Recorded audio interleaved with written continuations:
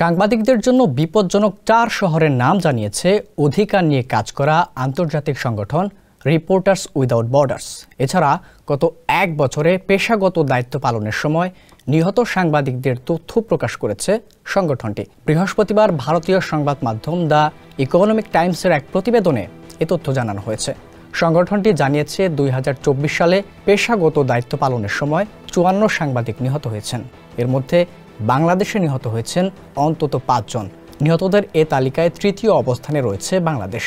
RSF জানিয়েছে তালিকায় সাংবাদিকদের জন্য সবচেয়ে বিপজ্জনক দেশ বা অঞ্চলের তালিকায় সবার শীর্ষে রয়েছে গাজা, এরপর রয়েছে পাকিস্তান, তৃতীয় ও চতুর্থ অবস্থানে রয়েছে বাংলাদেশ ও মেক্সিকো। প্রতিবেদনে বলা হয়েছে, এলো ভিশন মুশকিল আসান অফার। যে কোনো ব্র্যান্ডের পুরনো ফ্রিজ নিয়ে চলে আসুন ভিশন শোরুমে আর নিয়ে যান নতুন ভিশন ফ্রিজ 20% পর্যন্ত ছাড়। চলতি বছরে ইসরায়েলের হামলায় 18 ফিলিস্তিনি সাংবাদিক নিহত হয়েছেন। তাদের মধ্যে গাজায় 16 জন এবং লেবাননে 2 জন নিহত হয়েছেন।